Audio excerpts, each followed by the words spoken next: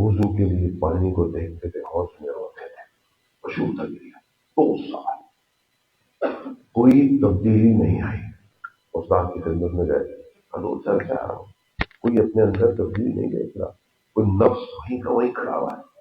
خود ہی ایک سوال ہے زیادہ محترم ہمارے لیے، ابھی ہم نے سوچا کہ میرے اندر رنگ لگ گیا ہے، کچھ ہو نہیں رہا، کوئی دل نرم نہیں ہوتا، بہت ساری وجوہات ہیں زیادہ محترم، بہت وجوہات۔ ہمارے استاد کہتے تھے، جب نئے نئے طالب علم ہوئے عہدے میں گئے، ہمارے استاد کہتے تھے جس دن تم سے گناہ ہوگا اس دن تم تہجد کی نماز نہیں پڑھ پاؤ گے۔ تو میں نے کبھی سوچا اگر خدا نہ خواستہ انسان سے فجر کی نماز قضا ہو رہی ہو اور لگاتار سوچنا چاہیے کیا کھا رہا ہوں میں، کہیں حرام تو نہیں کھا رہا، کہیں ایسی جگہ تو نہیں جا رہا جہاں کچھ غلط کھلایا جا رہا ہے، سوچنا چاہیے۔ ضرور میں بتا رہا ہوں، جب تک آپ کو شناخت نہیں ہے اپنی، آپ دنیا میں بھی کچھ نہیں کر سکتے اور آخرت میں بھی کچھ نہیں کر سکتے۔ آپ پہچانے آپ اس دنیا کے لیے نہیں بنے ہیں، نہیں بنے، آپ اس بات کو یقین کریں، آپ اس دنیا کے لیے نہیں بنے۔ اگر اس دنیا کے لیے ہی سب کچھ ہوتا تو پھر اس دنیا میں خدا اپنے محبوب بندوں پر آزمائشیں نہ ڈالتا۔ اصل مالک یوم الدین، یہاں اس نے اختیار دیا ہے، اختیار دے کر میں تمہیں دیکھتا ہوں کمال پہ کون آئے گا۔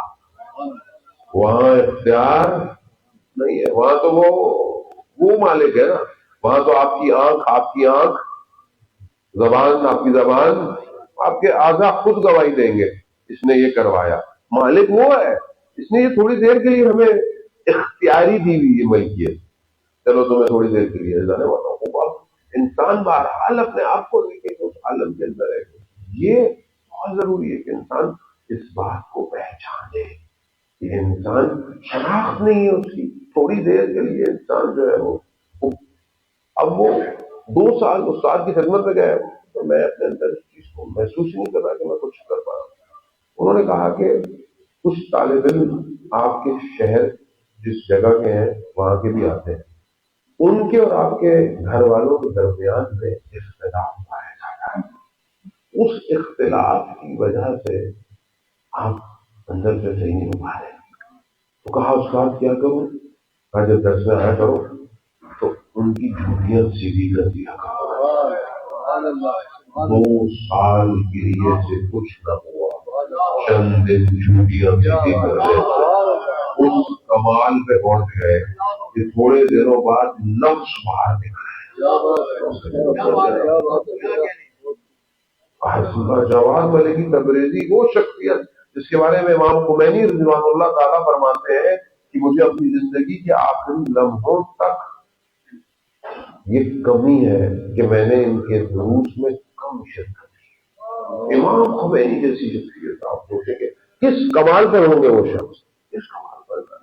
بہرحال وہ انسان سوچے کہ میں اس عالم میں کر کیا رہا، میں کیوں آیا ہوں اس عالم کے اندر۔ یہ میں اس کا مطلب کہیں نہیں کہ آپ کھائیں نہیں، کمائیں نہیں، پڑھیں نہیں، نہ سب کرنا ہے آپ نے، اسی میں تو آپ کو دیکھ رہا ہے خدا۔ پہاڑوں میں بیٹھ جانا تو کمال تھوڑی ہے، وہ مشہور میں ہو سکتا ہے آپ کے درمیان میں کئی دفعہ پڑھا ہو، بنی اسرائیل کے 2 بھائی، ایک عبادت اور اس کے چکر کے اندر پہاڑوں میں چلا گیا اور عبادت اور سجدے، ایک بھائی بازار میں دکان کھول کے بیٹھ گیا، جب نیچے سے چرواہا ایک دن اوپر گیا بکریوں کو چرانے کے لیے، اس نے پوچھا میرے بھائی کا کیا حال ہے نیچے؟ اس نے کہا ہاں دکان ہے اس کی تو بازار میں۔ تو اچھا جب واپس نیچے جاؤ تو مجھ سے کچھ لیتے جانا، ٹھیک ہے۔ اس نے جو ہے وہ چھاننی جیسے آپ چھانتے پانی تو چھاننی میں نہیں رکتا نا، تو اس نے پانی ڈالا، چھاننی میں رک گیا کیونکہ عبادت کرتا تھا، کرامات کی اس کے بعد۔ بھائی میرے بھائی کو جا کے دے کر آ جاؤ، میرے بھائی کو جا کے دے دیا۔ بھائی نے کہا اگلے دن جب اوپر جانا تو میرے سے کچھ لیتے جانا، ٹھیک ہے۔ اس نے اگلے دن کپاس کے اوپر آگ کے انگارے رکھ کے دے دیے، جو آگ کپاس کو جلا ہی نہیں رہی تھی۔ وہ لے کے جب اوپر پہنچا تو بھائی کہہ رہا میں یہاں سجدے کر کر کے میں اس کمال پہ پہنچا ہوں، یہ نیچے بازار میں کر کیا رہا ہے؟ نیچے آ گیا، لپیٹا سامان نیچے آ گیا، دکان پہ۔ بھائی نے پوچھا بھائی کیا ماجرا ہے؟ آپ وقت آنے پہ پتہ چل جائے گا. تھوڑے دن گزرے، جس کی دکان تھی وہ کسی کام سے بازار سے باہر نکلا، تو وہ دکان پہ بھائی دوسرا والا تھا. کوئی خاتون کچھ خریدنے آئی، جب وہ خریدنے لگی تو اس کی نگاہ ان کے ہاتھ پہ پڑی. جیسی ہاتھ پہ پڑی، نفس تلاطم کا شکار ہوا اور جو ہے وہ نامحرم کو ہاتھ لگ گیا. جیسی لگا وہ جو پانی تھا چھاننی میں وہ گرنا شروع ہو گیا. تو وہ بھائی واپس آیا، اس نے کہا کہ پہاڑوں پر عبادت کرنا آسان ہے، بازار میں کھڑا ہو کر توجہ کو خدا کی طرف رکھنا مشکل ہے. یہ ضروری ہے. میں کمرے میں بیٹھ جاؤں، میں کام نہ کروں. کس نے کہا آپ کام نہیں کریں؟ کس نے کہا آپ بازار نہیں جائیں؟ اصل یہی ہے. کیا بات ہے شہید چمران کی. شہید چمران کہتے ہیں کہ پروردگار مجھے لوگوں نے اتنا الگ کیا، اتنا مجھے دھکا دیا، یعنی دیوار تک میں اکیلا رہ گیا. تو مجھے عجیب سا لگتا تھا، لیکن اب مجھے محسوس ہوا جب سے میں اکیلا ہوا ہوں میں تیری بارگاہ میں راز و نیاز جاری کر رہا ہوں. یعنی لوگ میرے مخالف ہوئے تو میں اندر سے اکیلا ہوا. اب میں ان کے لیے برائیاں نہیں، میں ان کے لیے دعا کرتا ہوں. یہ انسان کیفیت کو اپنے اندر ایجاد کرے. بہرحال انسان اس لمحے کے لیے کہ جب تک انسان کو شناخت نہیں ہوگی انسان نہیں پہچانا. امام حسین علیہ السلام ارشاد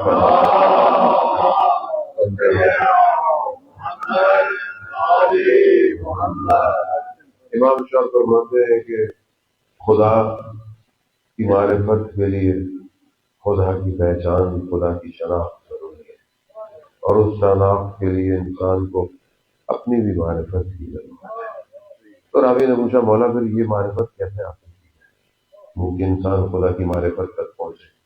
کہا اپنے وقت کے امام کی اطاعت انسان کو معرفت پہ لے کے جا سکتی ہے. یہ معرفت بہت ضروری ہے. وہ جانے محترم کیونکہ بہرحال دنیا بہت تیزی سے جا رہی ہے، بہت دنیا تیزی سے آخر الزمان کی طرف بڑھ رہی ہے.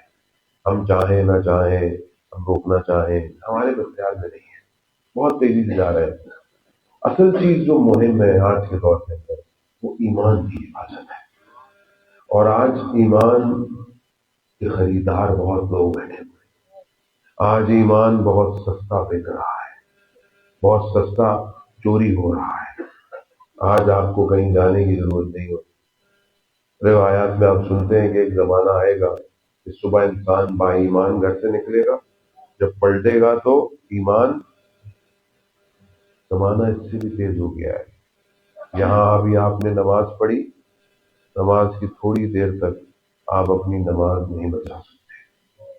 حالت آپ کو موبائل، اپلیکیشن، تعلقات، حرام حلال ختم ہو گیا.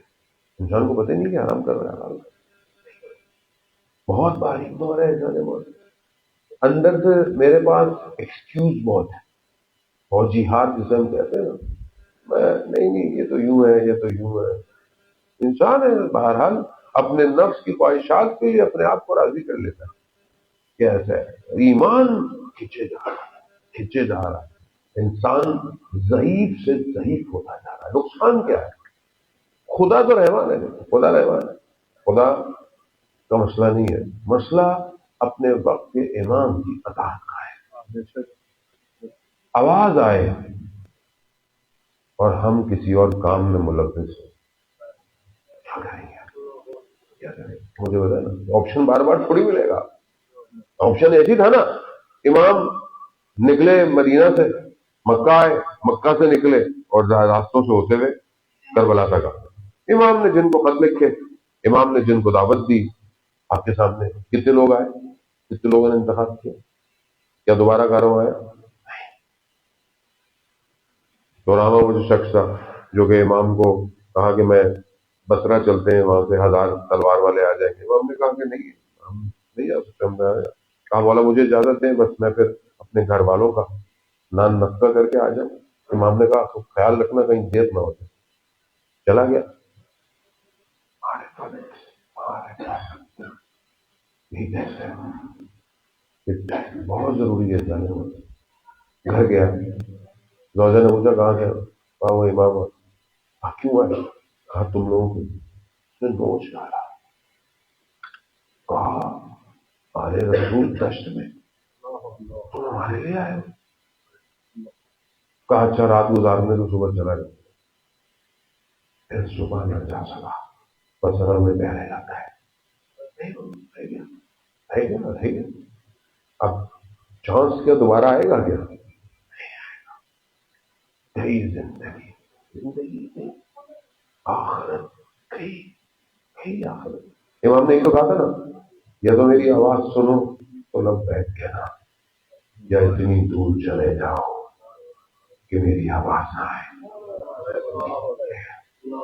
جانے مطلب مگر آخری زمانے میں ایسا نہیں ہوگا. یہ مت سمجھیے گا کہ ہمیں آواز جب امام کعبہ کی دیوار سے لگیں گے اور جب کہیں گے کہ انا بقی اللہ, میں اللہ کا باقی ہوں, سب کو آواز آئے گی.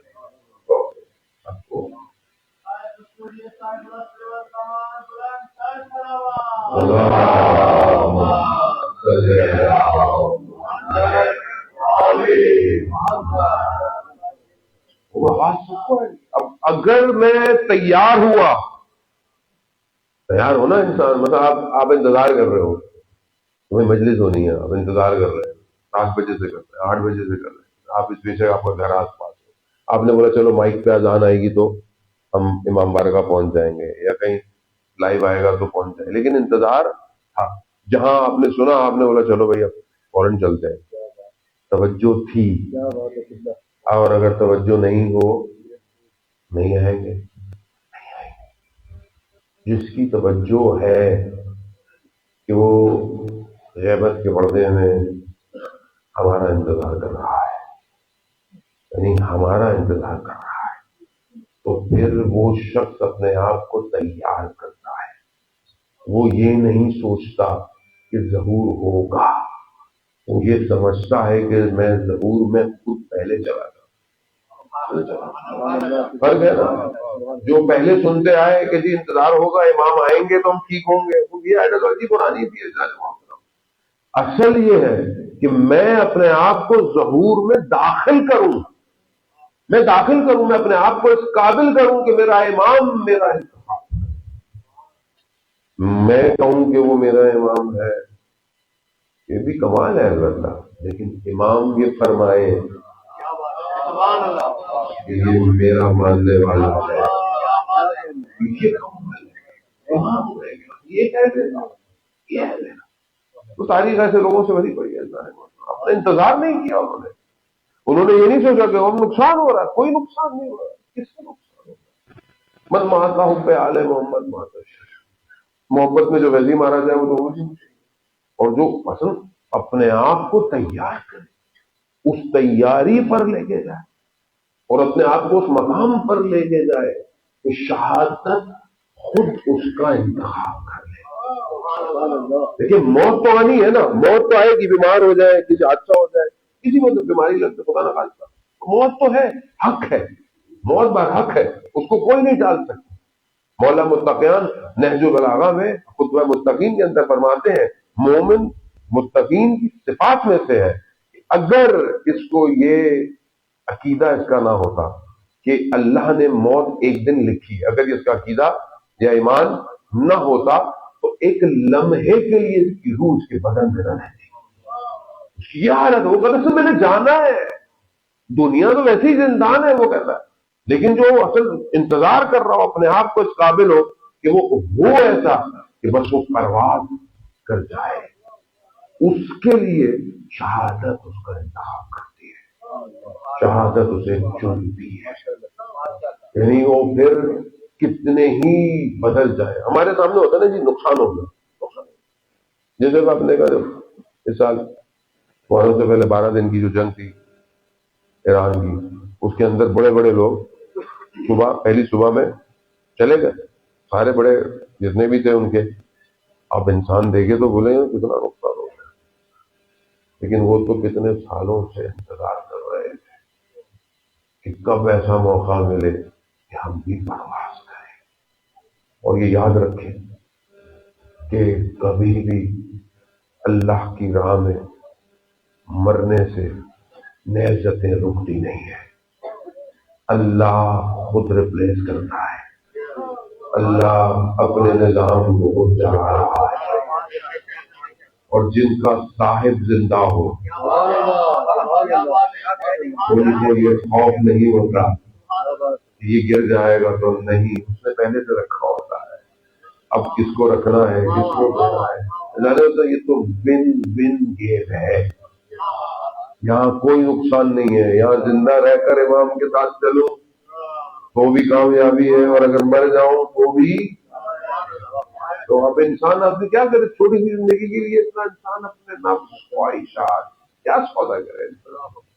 یہی آئیڈیالوجی دشمن کے لیے خطرناک ہے.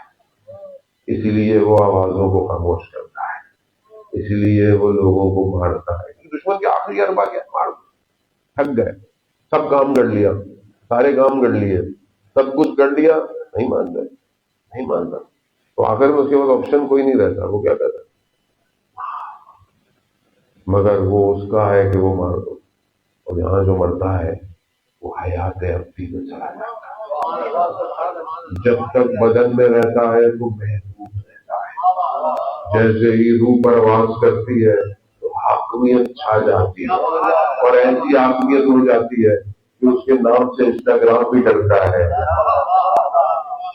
آپ لگا دے شہید سردار، انسٹاگرام بھی کانپنے لگ جاتا ہے. وہ چلا گیا دنیا سے، نہیں اس کا نام بھی خطرناک ہے. یہ ہے وہ جس کے لیے شہادت بھی انتظار کرتی ہے، ناز کرتی ہے کہ میں کب اس کے پاس آؤں گی. یہ ہے. لیکن اس کے لیے شب بھی ویسے ہی گزارنی پڑتی ہے، دن بھی ویسے ہی گزارنے پڑتے. نگاہ صرف امام پر ہو، اللہ بذکر اللہ آگاہ ہو جاؤ کہ اللہ کا ذکر دلوں کو اطمینان دیتا ہے. یہ قرآن کی آیتیں میں بنا جاتے امیر المومنین علیہ السلام.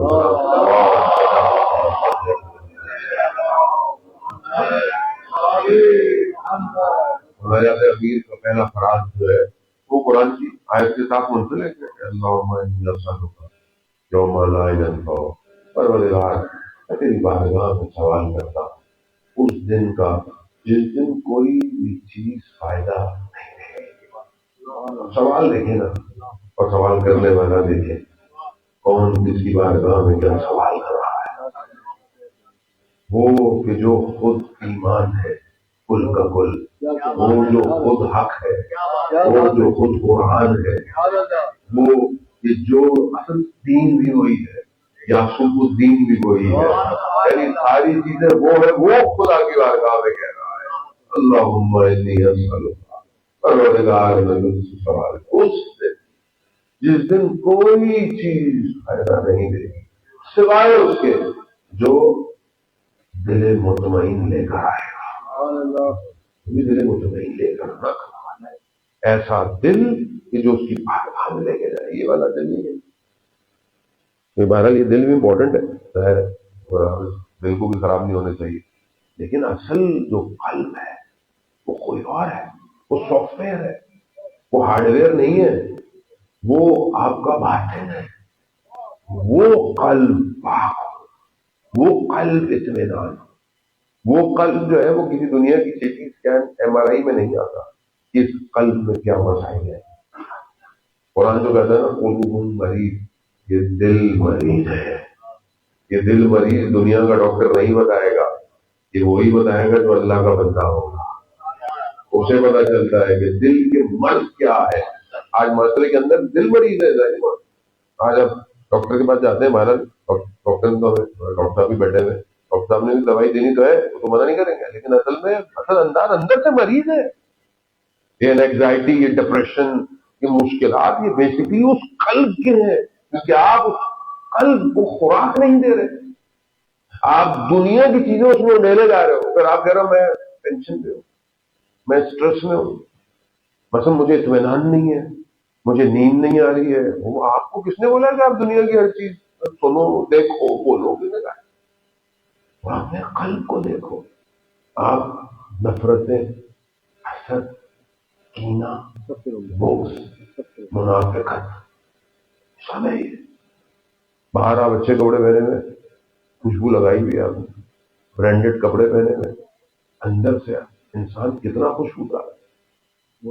دنیا نہیں بنائے گی آپ کو، دنیا نہیں چیک کر سکتی. آپ وہی چیک کرے جو انہوں نے بھیجے. قرآن یہ کہہ رہا ہے ہم نے تمہارے درمیان سے انبیاء کو کیوں بھیجا؟ تمہارا تزکیہ کرے، تمہیں پاک کرے. یہی پاک کریں گے. وہی مولا خدا کی بات. اللہ پروردگار میں تیری بارگاہ میں سوال کر اور تمہارا دل اطمینان. اب یہ دل قرآن کہہ رہا ہے کہ اللہ ذکر اللہ ہے. میں بڑا تیزی سے بارہ لاکھ کے اندر ہو رہا تھا. دل اطمینان والا چاہیے، دل مطمئن چاہیے. اب مطمئن دل کس کا ہے؟ اس کا ہے کہ جو اللہ کا ذکر کرتا ہے.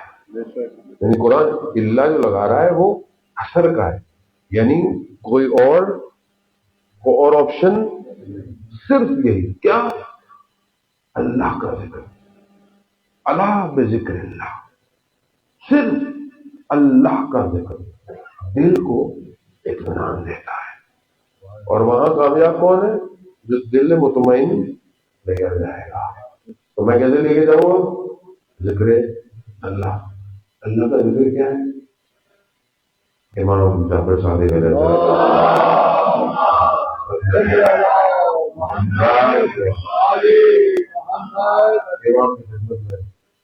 السلام بیان کرتا ہے کہ مولا یہ جو قرآن کی آیت ہے اس میں یہ کون سا ذکر ہے؟ کہ خدا کہہ رہا ہے کہ اللہ ذکر اللہ، اللہ کا دلوں کو بہان ہے.